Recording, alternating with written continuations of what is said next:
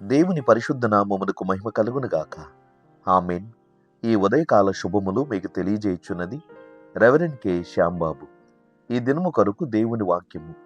పిల్లలారా, అన్ని విషయములలో మీ తల్లిదండ్రుల మాట వినుడి, ఇది ప్రభువును బట్టి మెచ్చుకొనదగినది. కొలస్సీ పత్రిక 3వ అధ్యాయము 20వ వచనము. ప్రభునందు ప్రియమైన చిన్నలారా, దేవుని యొక్క మాటలలో ఉన్న సత్యమును తప్పకుండా గ్రహించాల్సిందే. ఈ వాక్యాన్ని ఆలకిస్తున్న వారు ఒక తల్లిదండ్రులకు బిడ్డలుగా ఉంటే తప్పనిసరిగా మీరు ఏ వయసులో ఉన్నను ఇది మీ కొరకు కూడా. కేవలము చిన్నపిల్లలారా అని ప్రస్తావించినందున అది పసిపిల్లలకు మాత్రమే చెందినది కాదు. దైవికమైన మనస్సుతో ఇంకనూ మీ తల్లిదండ్రులు మీ మాట గౌరవించుచున్నారు కనుకని మీరు కూడా తల్లిదండ్రులకు విధేయులై ఉండాలి. మీరు ఏ వయసులో ఉన్నను ఇంకనూ వృద్ధాప్యములున్న మీ తల్లిదండ్రులను మీరు గౌరవించాల్సిందే. వారికి మీరింకనూ పిల్లలే గనుక. ఆత్మీయమైనటువంటి స్వరముతో పౌలు భక్తుడు ఈ మాటలను తెలియజేస్తున్నాడు.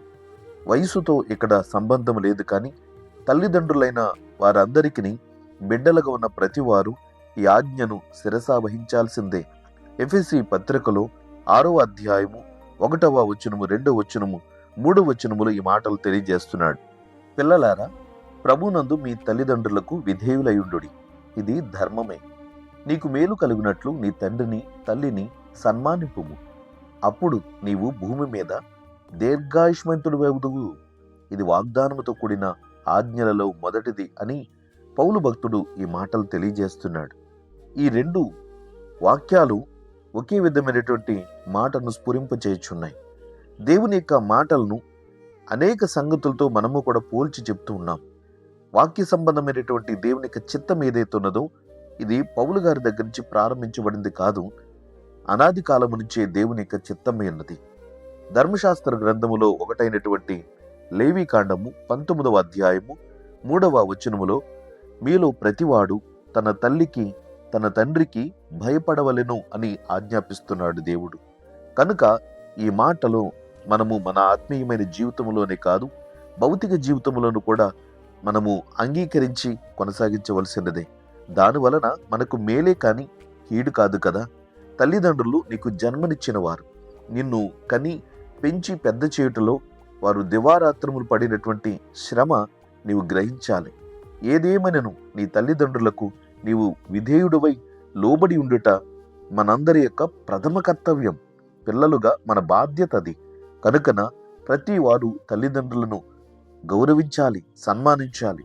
నిర్గమాకాండము 20వ అధ్యాయం 12వ వచనములోను ఈ ఆత్మీయమైనటువంటి సంగతిని ప్రస్తావించినదే.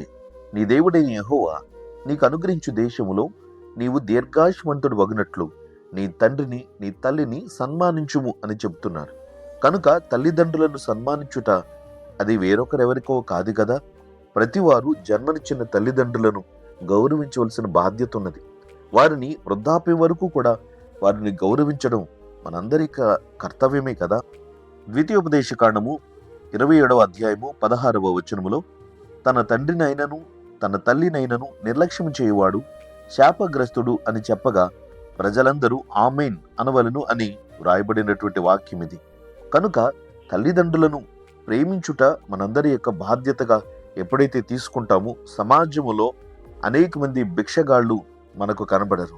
వృద్ధాప్యంలో ఉన్నటువంటి భిక్షగాళ్ళు లేకపోతే అనేక ప్రాంతాలలో దిక్కులేని వారుగా ఉండుటకు గల కారణం తమ యొక్క పిల్లల నిర్లక్ష్య ధోరణియే. కనుకని వాక్యము హెచ్చరిస్తున్నది. సామెతల గ్రంథము 20వ అధ్యాయము 20వ వచనములో తన తండ్రినైనను తల్లినైనను దూషించు వాని దీపము కారు చీకటిలో ఆరిపోవును అని. సామెతల గ్రంథము 30వ అధ్యాయము 17వ వచనములో తండ్రిని అపహసించి తల్లి మాట విననొల్లని వాని కన్ను లోయకాకులు పీకును, పక్షిరాజు పిల్లలు దానిని తినును అని వాక్యము ద్వారా దేవుడు హెచ్చరిస్తున్నాడు. నిజమే కదా. మన యొక్క బాధ్యతను విస్మరించి మన ఇష్టానుసారంగా జీవించినప్పుడు జీవిత దినముల సంఖ్య అల్పమైపోవడము, అనేకమైనటువంటి దినములు సుఖముగా ఉండవలసినది బాధలతోనూ శ్రమలతోనూ గడపడం, దానికి ముఖ్యమైనటువంటి కారణం ఇదే. కనుక వాక్య సంబంధముగా దైవజనుడిగా ఈ మాటలు సొలొమోను తెలియచేస్తున్నాడు. సామెతల గ్రంథము 6వ అధ్యాయము 20వ వచనములో నా కుమారుడా, నీ తండ్రి ఆజ్ఞను గైకొనుము, నీ తల్లి ఉపదేశమును త్రోసివేయకుము అని హెచ్చరించుచున్నాడు. కనుక దేవుని మాటలు వినుట ఆశీర్వాదకరమే, వారిని నిర్లక్ష్యం చేయుట శాపగ్రస్తము. కనుక మీరు ఏ వయసులో ఉన్నను మీ తల్లిదండ్రులు ఇంకనూ సజీవులుగా ఉంటే తప్పనిసరిగా వారిని గౌరవించండి, ప్రేమించండి. అన్ని విషయములలో వారిని మీ ఆత్మీయమైనటువంటి గురువులుగా ఎంచి దేవుని మనస్సును కలిగి వారికి సహకరించండి. దేవునిని ప్రేమించువాడు తన తల్లిదండ్రులను కూడా ప్రేమించాలని దేవుడిచ్చే ఆయుష్ తన తల్లిదండ్రుల చేతకు దేవుడు అప్పగించాడు. ఎప్పుడైతే తల్లిదండ్రులను సన్మానించి గౌరవించి ప్రేమిస్తావో అప్పుడే నీవు దీర్ఘాయుషు కలిగిన వాడవై జీవిస్తావు అని ఆయుషునిచ్చేటటువంటి దేవుడే ఆ స్థితిని తల్లిదండ్రుల చేతికి అప్పగించాడు. కనుక నీవు తల్లిదండ్రులు నిర్లక్ష్యం చేసి ఆయుష్ లేకుండా అల్పాయుష్కుడివై అర్ధాంతరంగా పోవద్దు. నీ బ్రతుకు దినములన్నిట నీవు సుఖముగా క్షేమముగా ఉండవాలని నీ తల్లిదండ్రులు నీ కొరకు ఆస్తిని సమకూర్చి నీ కొరకు నిరంతరము ప్రార్థిస్తున్నప్పుడు వారి మనస్సును కష్టపెట్టి బాధింపు చేయుటలో నీవేమాత్రం ప్రయోజనం పొందలేవు. కనుక ఈ మాటలు నీ కొరకే. మంచి మనస్సుతో ఈ వాక్యమును ఆలకించి ఇక మీదటనైనను తల్లిదండ్రులను గౌరవించండి.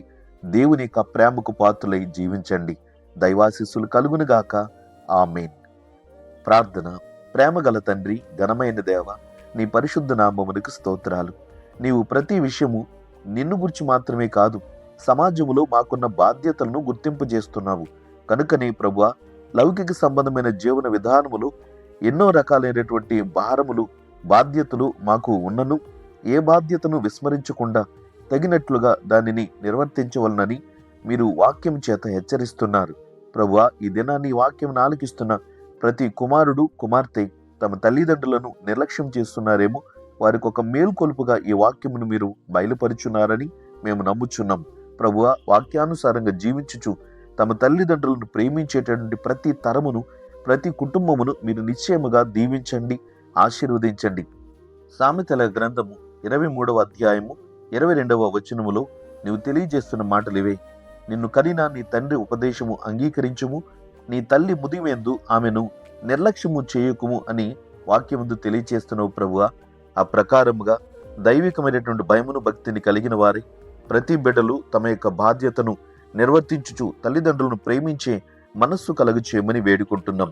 దేవా, నీ సేవా పరిచర్యలో నీ నామమును బట్టి గణపరచుచు వాక్యము ప్రకారంగా జీవిస్తున్న ప్రతి బిడ్డలను, వారి కుటుంబాలను నిశ్చయముగా ఆశీర్వదించండి.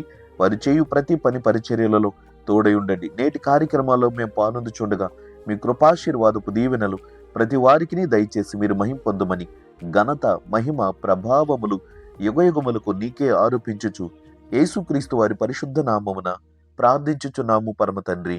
ఆమేన్. తండ్రి, కుమారుడు, పరిశుద్ధాత్మయను త్రియేక దేవుని దీవెన ఇప్పుడు ఎల్లప్పుడూ మీకెల్లరకు తోడయుండునుగాక. ఆమేన్.